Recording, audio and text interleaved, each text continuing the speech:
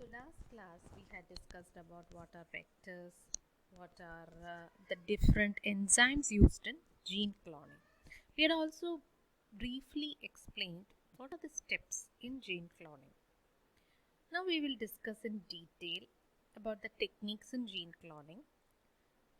What are the different techniques? Earlier, what we had discussed were the tools that were needed for gene cloning, that is vectors and the enzymes. Now coming to techniques. Now what is the main use of gene cloning or DNA recombinant DNA technology, and what are the main activities done by the scientist in this related to this kind of technology? So this is a familiar name, like Dolly.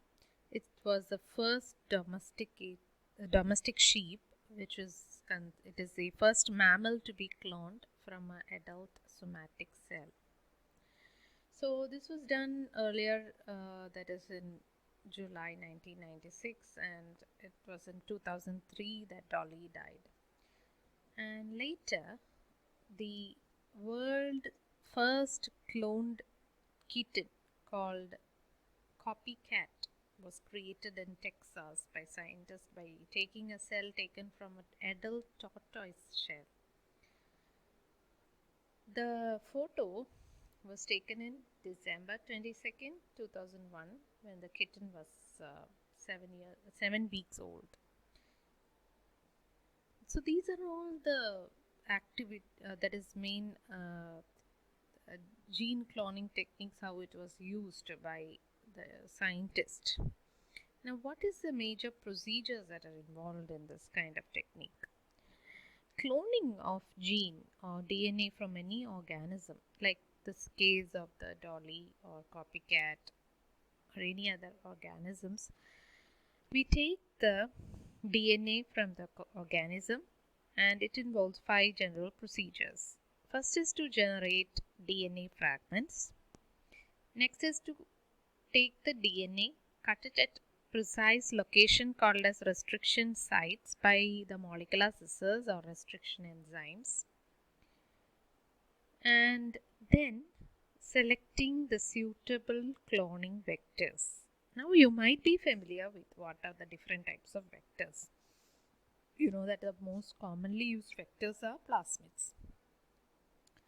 Then you have phages, which is the bacteriophages. Then you have phagemids, which is a combination of phages and plasmids. Then you have cosmids, then those vectors. All these work in prokaryotes. So we need those which have to work in eukaryotes. So you have the yeast artificial chromosome. Then there are vectors which can just shuttle between eukaryote and prokaryote. That is called shuttle vector. So there are many vectors available. So according to our need, we have to select which cloning vector is most suitable for the project. So that is another one. So vector is actually any DNA. It's a carrier or a delivery agent which is capable of self-replication. Next is we join the foreign DNA along with the vector DNA with the help of a enzyme called as a molecular glue, which is DNA ligase. So we join the two fragments. Two fragments means one is the foreign DNA, the other one is the vector DNA. Then only we will get the recombinant DNA. Recombinant DNA is actually the vector DNA plus foreign DNA. Okay. So first is generation of DNA fragments. We cut the foreign DNA at precise location and get a desired piece of DNA. Then next we select the vectors. Vector DNA is cut at particular locations, and then we join the two. The joining of the two fragments are done by the enzyme DNA ligase. Now, after the vector and the foreign DNA is joined, we transfer such a DNA is called as recombinant DNA or a chimeric DNA. Such vectors are transferred to the bacterial host cells. All these we had discussed in the first section of gene cloning. The similar things that steps we are discussing again. So then after cutting the foreign DNA into pieces, we join the foreign DNA with a suitable vector using ligase. After joining the vector and DNA, foreign DNA, we get a recombinant DNA. Such a DNA is called recombinant DNA or chimeric DNA. Such DNA need to be introduced to or transferred to a host cell, a bacterial host cell. Such is that uptake of this vectors are called as by the host cell or bacterial cell is called transformation. And it can be done either by transformation, that is introduction of the vectors into the host can be done by transformation, or it can be done by phages. Now you may be familiar with what is transformation using that is with the help of phages. Phages they have the ability to attack a bacterial cell and transfer their DNA content. That is their natural property. So that we can utilize it or manipulate that property in genetic engineering.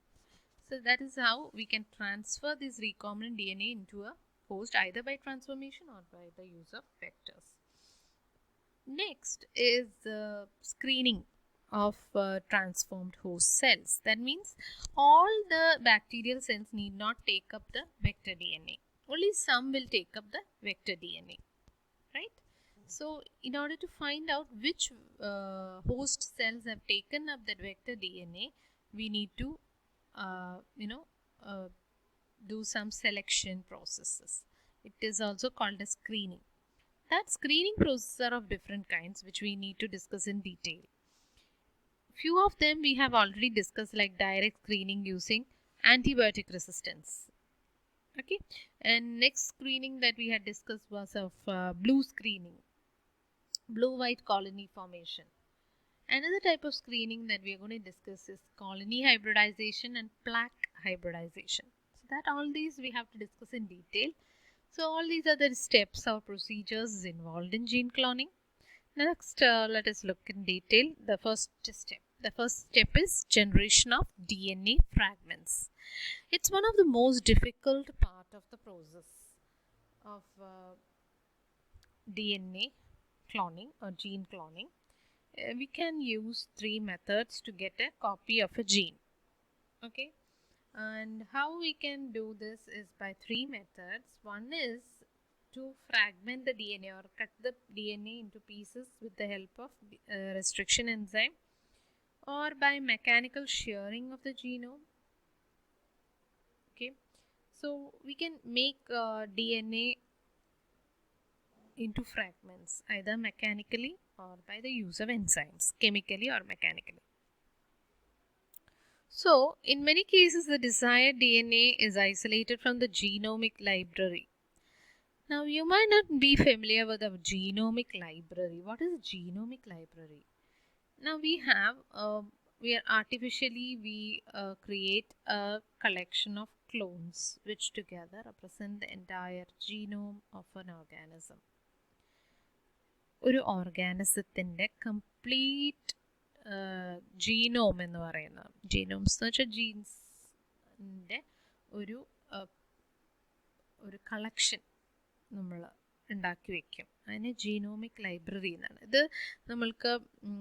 ഇതൊരു genetically similar ആയിട്ടുള്ള clone of DNA ഫ്രാഗ്മെൻസിനെ ഒരു കളക്ഷനാക്കി വെക്കുന്നതാണ് ഒരു genomic library. ഇത് നമ്മൾക്ക് കമ്പാരിസണിന് later useful ആയിരിക്കും, refer ചെയ്യാനൊക്കെ.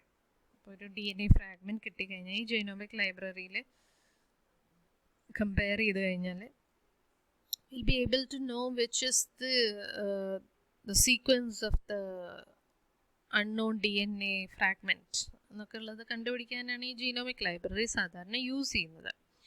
അപ്പോൾ അങ്ങനത്തെ ജീനോമിക് ലൈബ്രറിയിൽ നിന്നും നമുക്ക് DNA ഫ്രാഗ്മെൻറ്റ് എടുക്കാം. Because it has A collection of clones എന്ന് വെച്ചാൽ ജനറ്റിക്കലി സിമിലർ ആയിട്ടുള്ള ഫ്രാഗ്മെൻറ്റ്സ് ധാരാളം ഉള്ളതാണത്.